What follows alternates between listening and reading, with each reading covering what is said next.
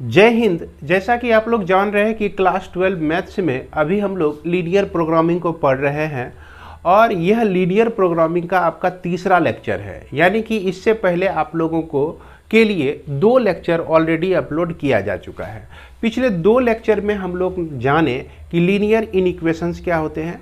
Linear इनइक्वेशंस से related आपके book RS Agarwal में जो पहला एक्सरसाइज है, लीनियर प्रोग्रामिंग का जो पहला एक्सरसाइज है, उसके कुछ प्रॉब्लम को हमने सॉल्व किया और कुछ प्रॉब्लम आप लोगों के लिए छोड़ दिया था।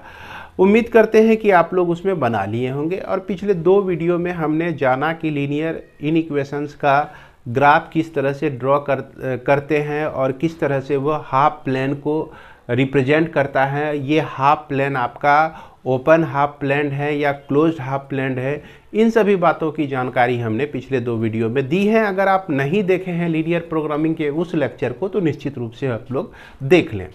तो लीनियर प्रोग्रामिंग हम लोग शुरू कर चुके हैं। अब हम लोग एक्चुअल में शुरू करने जा रहे हैं लीनियर प्रोग्रामिंग प्रॉब्लम, जिसको हम लोग LPP कहते हैं। L से लीनियर, P से प्रोग्रामिंग और P से प्रॉब्लम। तो लीनियर प्रोग्रामिंग प्रॉब्लम शुरू हम लोग करने जा रहे हैं। तो शुरू हम लोग करने के लिए किसको ढूंढेंगे? बेस क्या ढूंढेंगे? लीनियर इनइक्वेशंस को। तो अभी तक लीनियर इनइक्वेशंस आप लोग तो सीख गए हैं।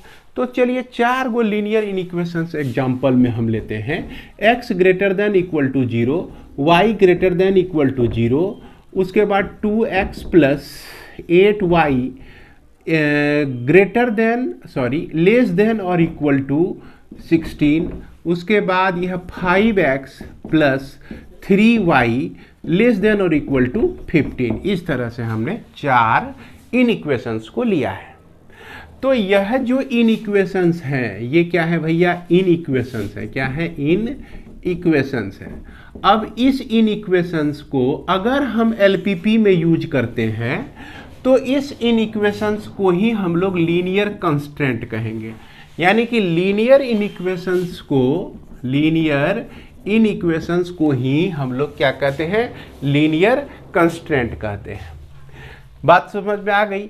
इसके बाद हम लोग समझते हैं कि ये ऑब्जेक्टिव फंक्शन क्या होता है। तो ऑब्जेक्टिव फंक्शन को समझने से पहले सबसे पहले हम लोग ये समझें कि लीनियर प्रोग्रामिंग होता क्या है। तो लीनियर प्रोग्रामिंग प्रॉब्लम जो होता है ना, किसी बिजनेस का डिसीजन मेकिंग का काम करता है। किसी बिजनेस में डिसीजन मेकिंग में काम करता है। तो भैया बिजनेस में करते क्या है हम लोग? तो बिजनेस में यही करते हैं कि कोई चीज़ को बनाते हैं। जैसे मान लीजिए साबुन ही बनाने की फैक्ट्री को हम खोल दिए, तो साबुन में जो जो चीज़ का ज़रूरत पड़ेगा हमको, सोडा का, तेल का वगैरह वगैरह, तो हम बाहर से मंगवाएंगे। अब फिर क्या करेंगे? जब साबुन बन जाएगा तो उस साबुन को हम बेच देंगे मार्केट में। तो यहाँ पर हमारी क्या टेंडेंसी रहेगी कि भैया हमको मैक्सिमम प्रॉफिट हो। जब हम बेच रहे हैं, मान लीजिए कि हम कपड़ा धोने वाला भी साबुन बना रहे हैं, उसको भी बेच रहे हैं। स्नान करने वाला भी साबुन बना रहे हैं, उसको भी बेच रहे हैं। गाय भैंस बकरी सबको नहवाने के लिए भी साबुन बना रहे हैं, उसको भी बेच रहे हैं। तो उसमें भी क्या चाहिए? प्रॉफिट चाहिए। तो हम चाहेंगे कि मैक्सिमम हमारा प्रॉफिट हो। उसके बाद मिनिमम क्या चीज़ लगे? जैसे किसी से कोई सामान खरीदे हैं, इधर से हम सामान खरीद रहे हैं, तेल खरीद रहे हैं, साबुन बनाने में तेल की ज़रूरत है। उसके बाद हमारा सोडा वगैरह जो कुछ भी लगता है, परफ्यूम भी लगता है, ये सब का क्या पड़े? हमको मिनिमम कॉस्ट पड़े। तो हम जब बिजनेस करते हैं तो हमेशा मैक्सिमम और मिनिमम हमेशा सोचते रहते हैं। समझ गए? हालांकि आप लोग बिजनेस तो नहीं करेंगे, लेकिन हो सकता है आपका बिजनेसमैन कोई दोस्त निकल जाए, कोई दोस्त ऐसा हो जो बिजनेस करने लगे, या कहीं आप इंजीनियर बन के गए और वहाँ फैक्ट्री में आप इंजीनियरिंग के पद पे हैं, तो आपको कुछ इस चीज़ की ज़रूरत पड़ जाए, तो आप भली भांति बता सकते हैं वहाँ पर कि किस स्थिति में मैक्सिमम और किस स्थिति में मिनिमम हमको वैल्यू आउटपुट में मिलेगा। और मैक्सिमम कहाँ करना है, मिनिमम कहाँ करना है, ये तो आप समझ ही गए। तो इसके लिए जो होता है ना, इसके लिए मैथमेटिकली हम लोग इसको एक्सप्रेस करते हैं कि भैया इस तरीके से आप करेंगे तो मैक्सिमम फ़ायदा होगा, इस तरीके से अगर आप किसी सामान को लेते हैं तो आपको मिनिमम कॉस्ट जाएगा। तो इसके लिए हम लोग एक लीनियर एक्सप्रेशन को यूज करते हैं। जो लीनियर एक्सप्रेशन हमको ये बताता है कि मैक्सिमम वैल्यू है या मिनिमम वैल्यू है या उसके बीच का वैल्यू है, या मैक्सिमम से वह कितना कम है, फिर सबसे कम है। इस तरह के हर एक स्टेप को डिफाइन करने वाला एक लीनियर एक्सप्रेशन होता है, जिसको हम लोग ऑब्जेक्टिव फंक्शन कहते हैं। जिसको हम लोग क्या कहते हैं? ऑब्जेक्टिव फंक्शन कहते हैं। ये हमेशा 1, 2 वेरिएबल, 3 वेरिएबल का भी हो सकता है, 4 वेरिएबल का भी हो सकता है। तो अभी यहाँ तक हम लोग को यह जो ऑब्जेक्टिव फंक्शन मिलेगा, लीनियर एक्सप्रेशन मिलेगा, 2 वेरिएबल में ही मिलेगा।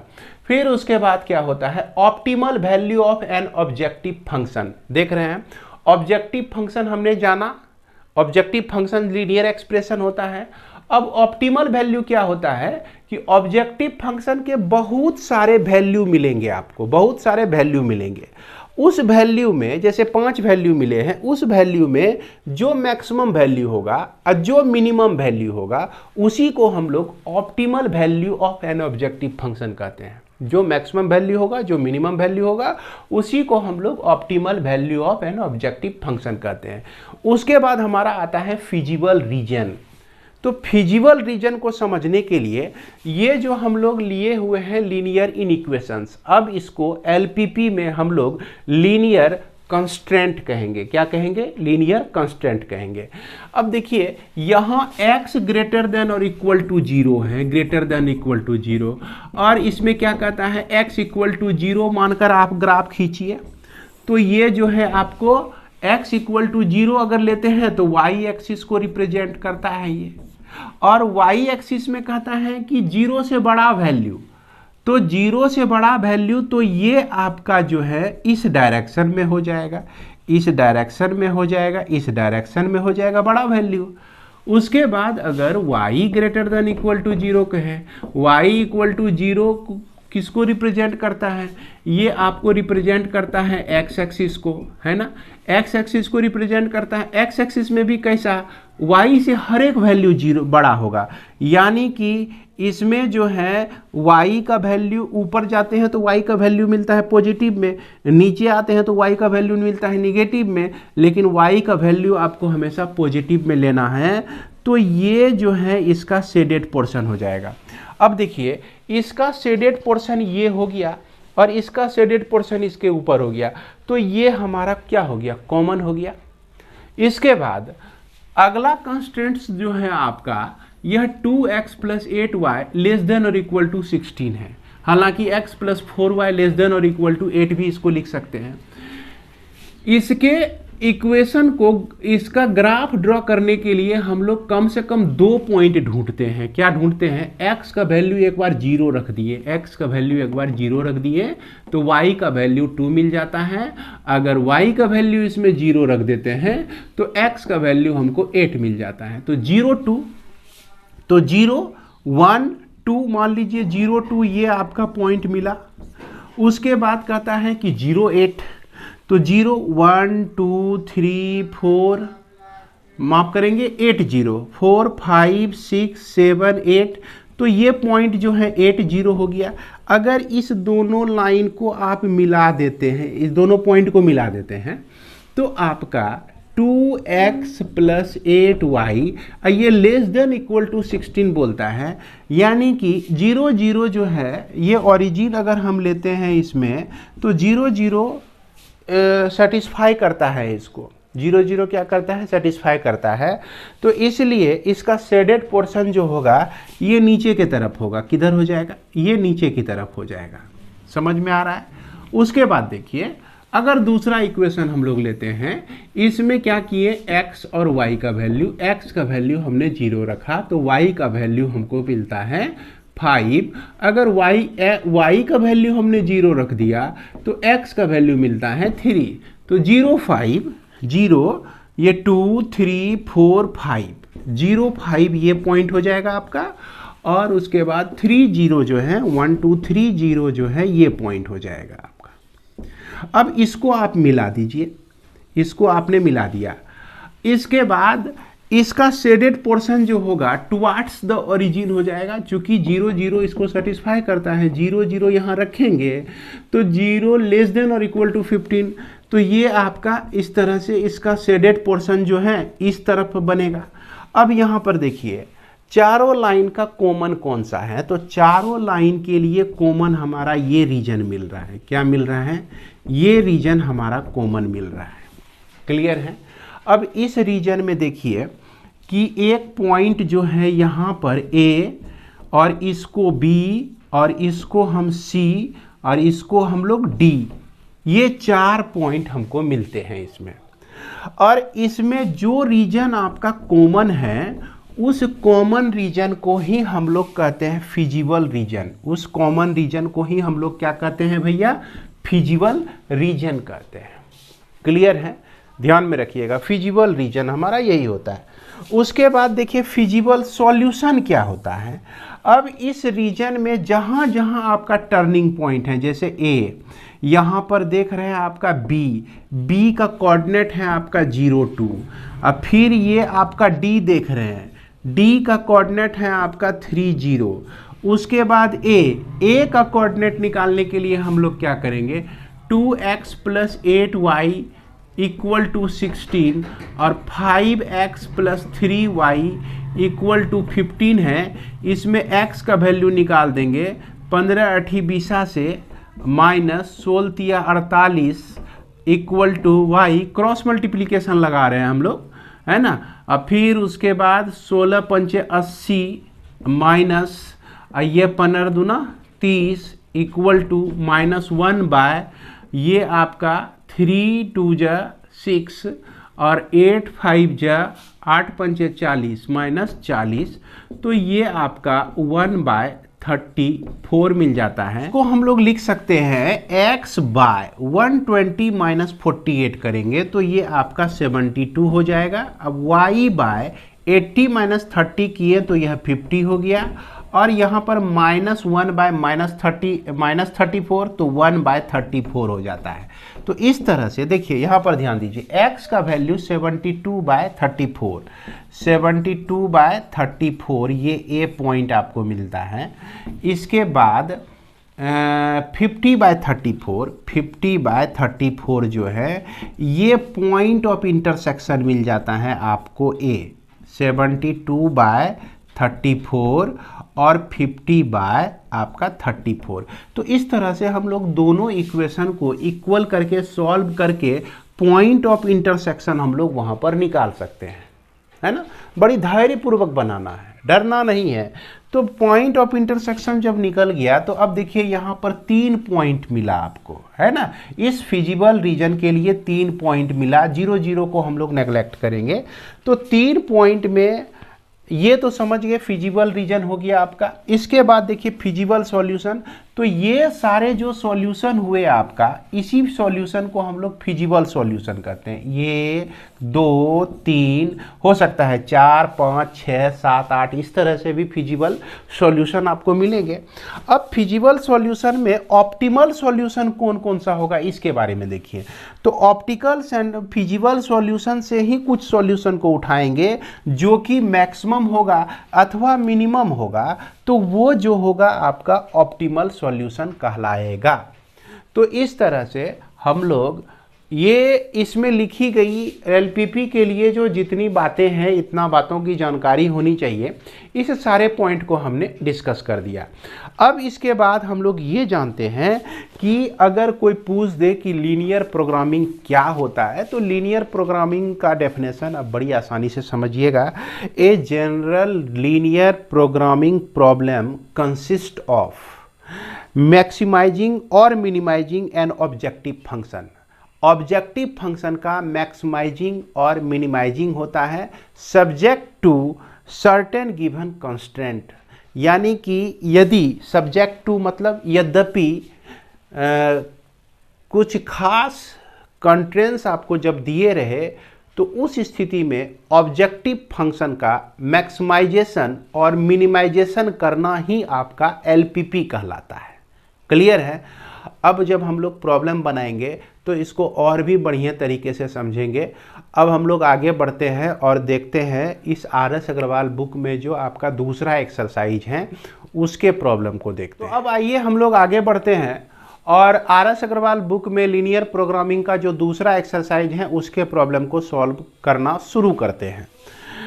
तो इसमें आप देख सकते हैं, जैसा कि आपको बोर्ड पर दिख रहा होगा, यहाँ पर आपको 3 प्रॉब्लम का फोटो दिख रहा होगा। इस 3 प्रॉब्लम में हम लोग सबसे पहला नंबर प्रॉब्लम ही बनाएंगे। जैसा कि इसमें कहता है कि find the maximum value of z equal to 7x plus 7y subject to the contents. ये सारे कंटेंट्स दिए गए हैं और इसको हम लोगों को सॉल्व करना है। सॉल्व करके मैक्सिमम वैल्यू निकालना है इस ऑब्जेक्टिव फंक्शन का। तो भैया इसको जो है पहला प्रॉब्लम है, इसीलिए इसमें पहला प्रॉब्लम है। इसको बड़ी इत्मीनान ढंग से सीखेंगे, थोड़ा धीरे धीरे चल के सीखेंगे, धीरे धीरे समझ के सीखेंगे। तो इसमें देखिए, इसमें जितने भी प्रॉब्लम आप बनाइएगा, इसमें LPP में जितने भी प्रॉब्लम बनाइएगा, सब जगह आपको x greater than equal to 0 और y greater than equal to 0 मिलेगा। तो ये चीज़ अगर रहे तो ये आपको डिनोट करता है फर्स्ट क्वाड्रेंट को। किसको डिनोट करता है? फर्स्ट क्वाड्रेंट को। चूंकि x ग्रेटर देन 0 यानी x इक्वल टू अगर 0 लेते हैं तो ये y एक्सिस को रिप्रेजेंट करता है। किसको रिप्रेजेंट करता है? ये y एक्सिस को रिप्रेजेंट करता है। देख रहे हैं? तो y एक्सिस में भी कैसा? तो पॉजिटिव वैल्यू। तो y एक्सिस में पॉजिटिव वैल्यू जो होता है आपका, ये आपका ये हो गया इधर आपका पॉजिटिव वैल्यू, है ना। x के लिए पॉजिटिव हो गया इधर, और ये y एक्सिस को रिप्रेजेंट करता है, और x में पॉजिटिव हमारा इधर ये पोर्शन हो जाता है आपका x ग्रेटर देन और equal to 0, x greater than और equal to 0, x greater than equal to 0 ये पोर्शन हो गया। अब y ग्रेटर देन और इक्वल टू 0 कहने का मतलब, हालांकि ये तो x एक्सिस को रिप्रेजेंट करता है, तो x एक्सिस तो हमारा ये है, देख रहे हैं, ये है हमारा x एक्सिस है। इसमें क्या कह रहे हैं कि y ग्रेटर देन और इक्वल टू 0, तो y का वैल्यू नीचे आते हैं तो निगेटिव होता है, ऊपर जाते हैं तो पॉजिटिव होता है। यानी कि ये जो रीजन है आपका, ये जो रीजन है ऊपर वाला x एक्सिस के, चाहे पॉजिटिव और निगेटिव में किधर भी, तो ये जो आपका रीजन है, इस रीजन को रिप्रेजेंट करता है y ग्रेटर देन और equal to 0, y greater than और इक्वल टू 0 ये रीजन। तो इस दोनों रीजन का कॉमन कौन सा हुआ? तो कॉमन हमारा यही हुआ।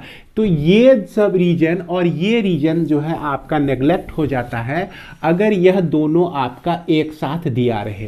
तो हर एक प्रॉब्लम में आप देखेंगे क्या कि x greater than equal to 0, y greater than और इक्वल टू 0 है, तो दिमाग में समझ लीजिए कि भैया जो भी कंस्ट्रक्शन हमको बनेगा, जो भी कंस्ट्रक्शन इसमें आने वाला है, ग्राफ आने वाला है, सारा चीज फर्स्ट क्वाड्रेंट में ही होने वाला है। इसके बाद हम लोग चलते हैं यहाँ पर, ये x plus Y greater than और इक्वल टू 2 है। और अब देखिए थोड़ा सा इसको हम लोग डिटेल में अगर जाते हैं तो क्या करते थे पहले? कंसीडर द इक्वेशन हम लोग कंसीडर करते थे, x plus Y equal to 2। अब फिर जो है x का वैल्यू, y का वैल्यू अपने मन से रख के, x का वैल्यू 0 रखे तो y का वैल्यू 2, अगर y का वैल्यू 0 रखे तो x का वैल्यू 2। तो अब देखिए एंड 0 0 जो है, 0 0 ओरिजिन सेटिस्फाई, माफ करेंगे 0 0 ऐसे ले सकते हैं इसको, we take 0 0, we take 0 0, origin को लिया हमने, ओरिजिन का वैल्यू इसमें रख दिया, तो 0 plus 0 greater than equal to 2, यानी कह रहा है ये कि 0 ग्रेटर देन है 2 से, जो कि आपका क्या है? फॉल्स है। तो फॉल्स है तो यानी कि मतलब नॉट सेटिस्फाइड, नॉट सेटिस्फाइड है ये, यानी कि 0 0 जो है इस कंटेंट्स को सेटिस्फाई नहीं कर रहा है, नॉट सेटिस्फाइड। इसीलिए शेडेड पोर्शन जो होगा आपका, कि शेडेड पोर्शन जो है 0 0 को कंटेन नहीं करेगा। तो यहाँ पे लिखेंगे देयरफॉर द कंस्टेंट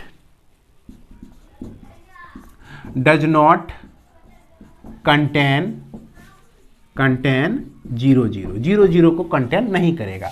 अब उसके बाद दूसरा नंबर हम लोग लेते हैं, दूसरा ऐसे लिख के 2x plus 3y less than equal to 6, उसी तरह से लिखेंगे कंसीडर द इक्वेशन, यानी कि 2x plus 3y equal to 6 लिख लेंगे। अब इसमें क्या करते हैं हम लोग, x का वैल्यू y का वैल्यू, x का वैल्यू 0 अगर रखते हैं तो y का वैल्यू 2 मिलता है, अगर y का वैल्यू 0 रखते हैं यहाँ पर तो x का वैल्यू हमको 3 मिलता है। उसी तरह से इसमें भी 0 0 रख के हम लोग देख लेते हैं, 0 प्लस 0, तो चूंकि 0 इंटू 2 0 ही हो जाएगा, 0 इंटू 3 0 ही हो जाएगा, लेस देन इक्वल टू 6, ये आपका ट्रू है, ये आपका ट्रू है, यानी कि सेटिस्फाइड है, सेटिस्फाइड है। जब सेटिस्फाइड हो गया तो हम क्या कह सकते हैं कि ये जो कंटेंट्स है, कंटेन 0 0 है कि ना, द कंस्ट्रेंट कंटेंस 0 0 0 0 को कंटेन करता है, यानी कि ओरिजिन के तरफ इसका शेडेड पोर्शन हो जाएगा। अब देखिए इसका हम लोग ग्राफ बनाते हैं, है ना। ग्राफ बनाने के लिए एक्स एक्सिस और वाई एक्सिस को आप ड्रॉ करेंगे, हालांकि ये सब चीज़ जो है पिछले वीडियो में भी हम लोग डिस्कस कर चुके हैं। तो यहाँ पर देखा जाए एक रफ आइडिया हम लोग लेते हैं, यहाँ से 0 2 और 2 0 है आपका, है ना, 0 1 2 1 2, ओके। पहला पॉइंट है 0 2, तो 0 2 ये पॉइंट हो गया आपका। इसमें दूसरा पॉइंट है 2 0, तो दूसरा पॉइंट 2 0 ये हो गया। तो इससे होकर हमने एक लाइन ड्रॉ किया। अब ये लाइन हमको डिसीजन देगा, लाइन से ही पता चलेगा कि हाफ प्लेन किधर है, इधर है या उधर है। तो यहाँ पर ये कह रहा है कि हाफ प्लेन जो है चूंकि सेटिस्फाई नहीं करता है 0 0 के, तो इसीलिए हाफ प्लेन जो हो जाएगा इसके ऊपर हो जाएगा, इधर वाला जो पोर्शन हो जाएगा हमारा क्या हो जाएगा, शेडेड पोर्शन हो जाएगा। इसके बाद आगे बढ़ते हैं हम लोग, इसको भी उसी पे ले जाएंगे। 0 2 हमने लिखा है, तो 0 2 यही पॉइंट हो जाएगा 0 2। अब फिर कहता है 3 0, तो 2 के बाद 3 और यह 3 0 ये पॉइंट हो गया। तो ये दूसरा लाइन आपको मिलता है, और दूसरा लाइन ये कहता है कि यह 0 0 को सेटिस्फाई कर रहा है, तो यानी कि इसका शेडेड पोर्शन जो हो जाएगा ओरिजिन के तरफ हो जाएगा, ओरिजिन के तरफ हो जाएगा। अब देखा जाए कि दोनों का कॉमन एरिया कौन सा है, तो ये दोनों का कॉमन एरिया है आपका, और इससे जो है हमको यही हमारा मिल गया फिजिबल रीजन मिल गया, है ना। उसके बाद हम लोग निकालते हैं फिजिबल सॉल्यूशन। फिजिबल क्या निकालते हैं, सॉल्यूशन। तो फिजिबल सॉल्यूशन में 0 2 मिलता है, और उसके बाद 2 0 मिलता है, और उसके बाद हमको 3 0 मिलता है। अब हमको निकालना है ऑप्टिमल सॉल्यूशन, मैक्सिमम या मिनिमम वैल्यू। तो z का जो वैल्यू है हमारा यहाँ 7x प्लस 7y है। अब यहाँ x और y का वैल्यू अगर हम 0 2 लेते हैं तो z का जो वैल्यू हो जाता है 7 into 0 plus 7 into 2 equal to 14 हो जाता है। अगर हम x और y का वैल्यू 2 0 लेते हैं तो भी z का जो वैल्यू है आपका 14 ही हो जाएगा। अगर हम x y का वैल्यू जो है लेते हैं 3 0, तो z equal to 3 into 7 plus 7 into 0 equal to 21 21 निकलता है। और ये 21 जो है आपका क्या है, मैक्सिमम वैल्यू है। कैसा वैल्यू है हमारा, मैक्सिमम वैल्यू है। तो इसलिए इसमें जो कहा गया कि z का मैक्सिमम वैल्यू आप निकालिए, तो ये आपका क्या हो जाएगा, 21 हो जाएगा। थोड़ा मोड़ा हो सकता है कि यहाँ आप लोगों को दिखने में दिक्कत हो रही होगी, और जो हमने जो बोले हुए हैं उस पर थोड़ा सा गौर फरमा के सुन लीजिएगा और कॉपी में लिख लीजिएगा, तो ज़्यादा प्रॉब्लम होने वाली नहीं है। थोड़ा सा सिचुएशन इस तरह का है कि बोर्ड पर कभी न कहीं से सूरज आके अपना छवि दिखा ही जाते हैं, तो ये अच्छी बात है कि हम लोग चांद सितारे सूरज के बीच में पड़ रहे हैं, तो शुद्ध हवा भी मिल रही है कि नहीं। इस वीडियो के लास्ट खंड में हम लोग देखते हैं एक और भी प्रॉब्लम को देखते हैं। जैसा कि आप लोग बोर्ड पर देख पा रहे होंगे कि इसमें क्वेश्चन नंबर 4 5 और 6, तो 4 में जो है मुख्यतः आपका 2 कंस्ट्रेंट दिए गए हैं, 5 में भी मुख्यतः 2 ही कंस्ट्रेंट हैं, लेकिन 6 में आपका भर बाल्टी कंस्टेंट है आपका, 5 कंस्टेंट है मुख्यतः से इसमें। तो चलिए हम लोग क्वेश्चन नंबर 6 को ही सॉल्व करते हैं, और इस 6 को आप लोग आखिरी बार यहाँ पर समझ लीजिए बढ़िया से, ताकि आपको आगे चलकर दिक्कत नहीं हो। तो इसमें जैसा कि आप बोर्ड पर देख सकते हैं कि ये आपका ऑब्जेक्टिव फंक्शन है z = 2x + y, बुक में भी आपको दिख रहा होगा। तो इसमें सबसे पहला एक कंस्ट्रेंट, 2 कंस्ट्रेंट, तीसरा कंस्ट्रेंट, यह चौथा कंस्ट्रेंट, ये आपका 5वां कंस्ट्रेंट, और ये जो छठा और 7वां है ये क्या बताता है, अभी हमने तुरंत आपको बताया है कि ये आपको डिनोट करता है, फर्स्ट क्वाड्रेंट को डिनोट करता है ना। फर्स्ट क्वाड्रेंट को ये एक्सप्रेस कर देता है, x > = 0, y > 0। तो इसमें सबसे पहला कंस्टेंट हम लोग उठाते हैं, ये आपका x + 3y > आपका 6 दिया गया है।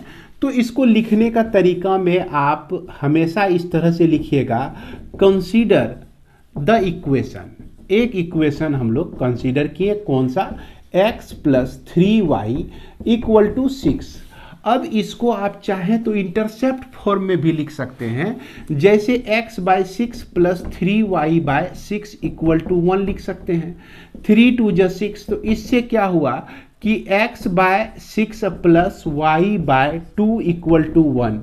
ये क्लास 11 में आप पढ़े होंगे इंटरसेप्ट फॉर्म में, यानी कि x का इंटरसेप्ट यहाँ 6 है और y का इंटरसेप्ट यहाँ पर आपका 2 है।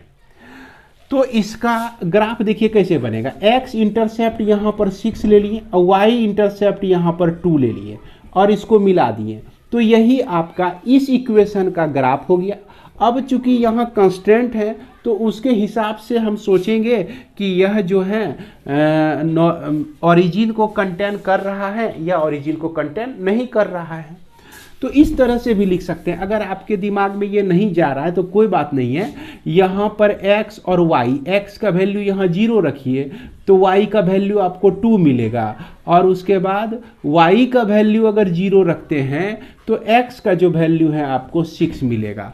ये चीज़ हो गया। अब इसमें हम लोग अगले स्टेप में क्या करते हैं, वी टेक 0 0 लेते हैं और सच दैट इस प्रकार की यहाँ 0 रखिए, 3 × 0 कीजिए > 6, तो ये आपका 0 > 6 जो है नॉट सेटिस्फाइड, ये सेटिस्फाइड नहीं है भैया। इससे सेटिस्फाइड है आपकी 0 6 से बड़ा हो जाए, नहीं है सेटिस्फाइड। अब इसीलिए हम कह सकते हैं कि the constraint does not contain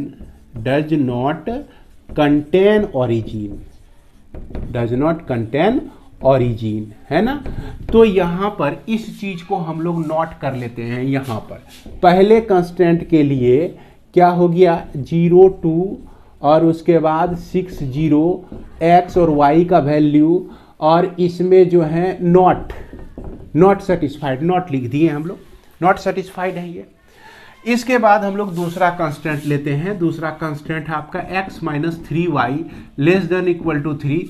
इसी तरह से लिखेंगे, consider the equation x - 3y = 3, और इसमें x और y का वैल्यू निकालेंगे। 0 रखते हैं इसका वैल्यू, x का वैल्यू, तो y का वैल्यू आपका -1 मिलता है, और यदि y का वैल्यू 0 रखते हैं तो x का वैल्यू आपको 3 मिलता है। और यहाँ पर लिखते हैं we take 0 0 such that this equal to this, यहाँ पर 0 - 3 × 0 <= 3, यानी कि 0 <= 3 ये आपका ट्रू है ना, ये आपका ट्रू है। कहने का मतलब कि ओरिजिन को कंटेन करता है। द कंस्ट्रेंट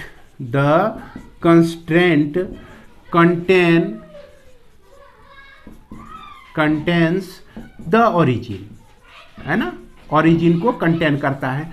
तो इससे हमको मिल जाता है दूसरा कंस्टेंट एक्स वाई, और इसका पॉइंट 0 - 1, और उसके बाद 3 0, और इसमें जो है यस लिख दिए, यानी कि 0 को कंटेन करता है। नॉट लिख दिए तो 0 को कंटेन नहीं करता है। इसके बाद हम लोग चलते हैं तीसरे नंबर कंट्रेंस पे।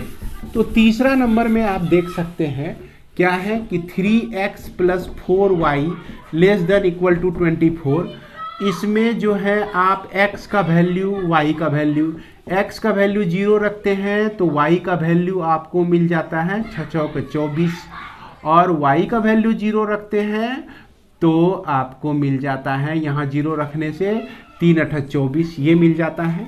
इसके बाद 0 0 अगर आप रख देते हैं इसमें तो ये आपका ट्रू होता है, यानी कि ओरिजिन जो है कंटेंट्स जो है कंस्टेंट कंटेन द ओरिजिन को कंटेन करता है। तो तीसरा नंबर आपको मिल गया एक्स वाई, है ना, और ये 0 6 और उसके बाद 8 0 और यहाँ यस लिख दीजिए, ठीक ना। इसके बाद हम लोग चलते हैं, तीसरा नंबर हो गया, ये चौथे नंबर पे चलते हैं हम लोग। -3x + 2y <= 6।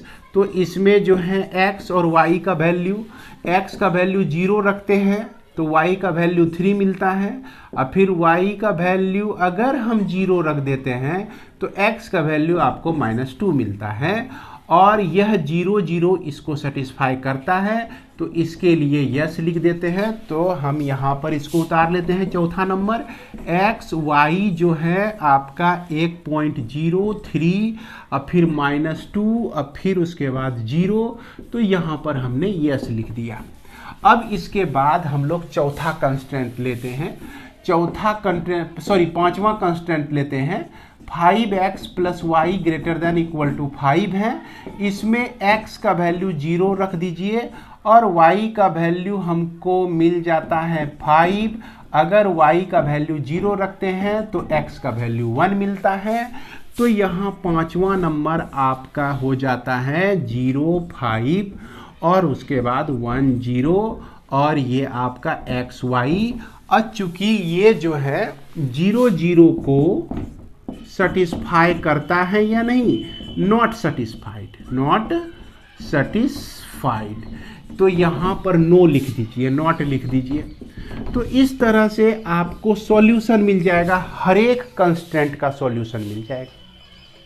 अब इस कंस्टेंट का सॉल्यूशन मिल गया तो अब इसका फिजिबल रीजन हमको ढूंढना है।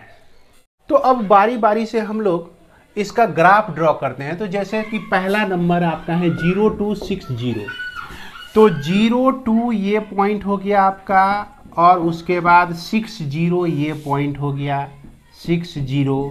अब इसको आप मिला दीजिए इस तरह से आप मिला दीजिए इसको, तो ये आपका इक्वेशन नंबर 1 हुआ। तो 1 हो गया हमारा, और इसमें नॉट कहा गया, यानी कि ओरिजिन को कंटेन यह नहीं करता है। तो यह जो है शेडेड पोर्शन इसके ऊपर है, शेडेड पोर्शन जो है आपका क्या है, इसके ऊपर है। ये इक्वेशन नंबर 1। इसके बाद 2 में चलते हैं। तो 0 -1, तो 0 -1 ये पॉइंट हो गया आपका, और 3 0 ये पॉइंट हो गया। इसको आप मिला दीजिए, इस तरह से मिला दीजिए। थोड़ा मोड़ा टेढ़ा तो हो ही रहा है, ग्राफ पे अगर बनाएंगे तो ये आपका सीधा जाएगा।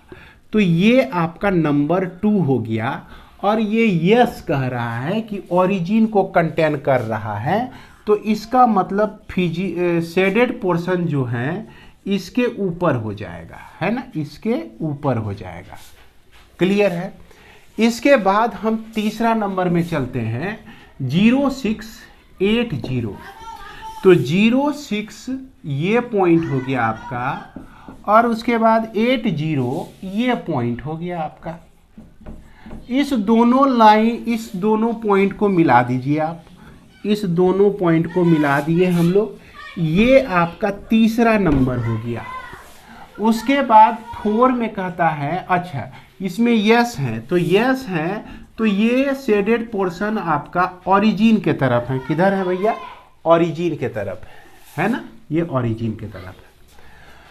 ये तो नंबर हो गया आपका 3 हो गया। 4 में 0 3, तो 0 से 3 तक आइए, अब फिर उसके बाद -2 0, माफ करेंगे, 0 से आप 3 तक आइए, तो ये आपका 0 3 हो गया। अब फिर -2 0, तो -2 0 ये पॉइंट हो गया। तो इसको आप इस तरह से मिला दीजिए, है ना। तो ये आपका नंबर हो गया 4 हो गया। इसके बाद 5 में 0.5 कहता है, तो 0.5 ये पॉइंट हो गया, 0.5 ये पॉइंट हो गया, और 10 तो 10 ये पॉइंट हो गया। आप इसको इस तरह से मिला दीजिए 10 को, है ना, इसको आप मिला दीजिए।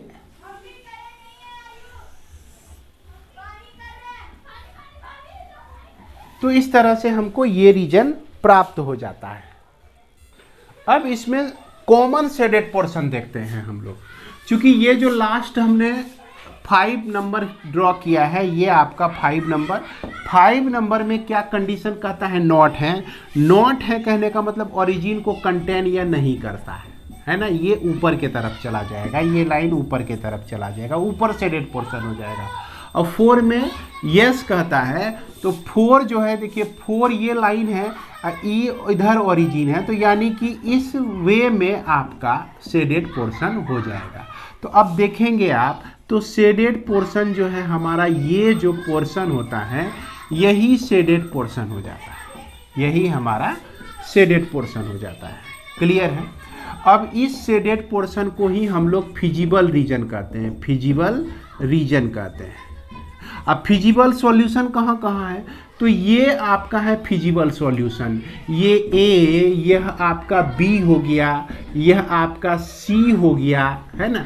यहाँ पे अब मिटा लेते हैं इसको, ये आपका सी हो गया, ये आपका डी हो गया, ये आपका ई हो गया।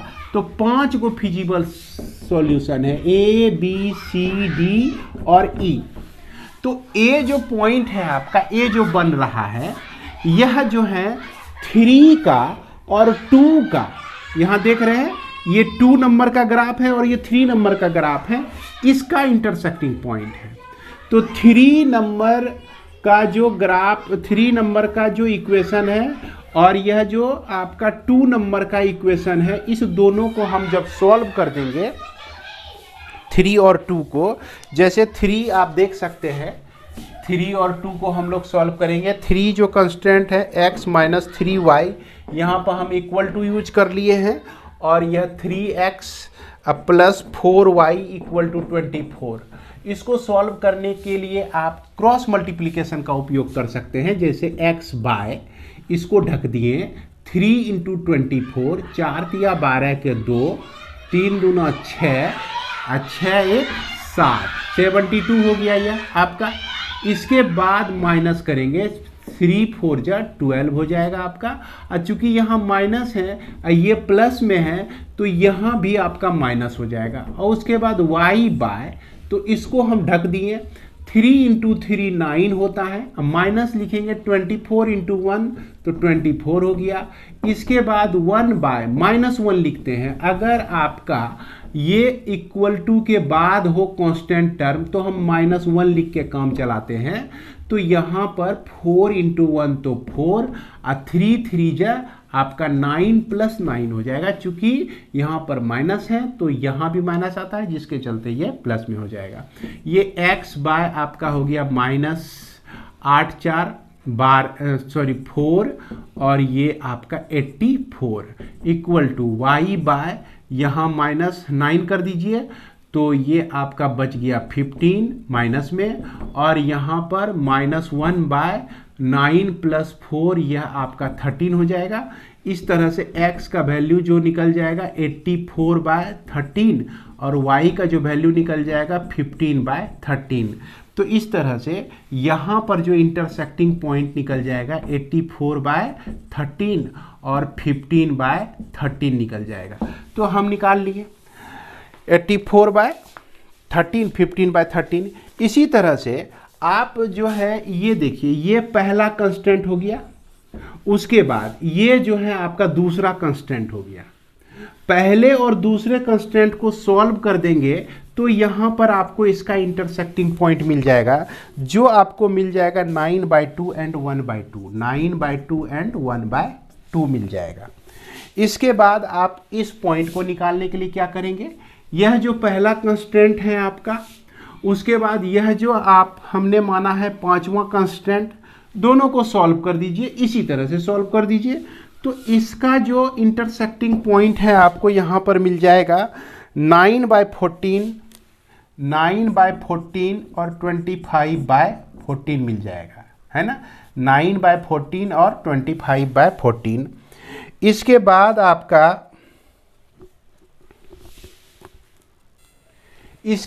आपका ये जो पॉइंट ऑफ इंटरसेक्शन है 4/13 और यह 19/26 आपका ये पॉइंट मिल जाएगा पॉइंट ऑफ इंटरसेक्शन, और ये बी पॉइंट ऑफ इंटरसेक्शन मिल जाएगा 4/3 और यह आपका 5 मिल जाएगा।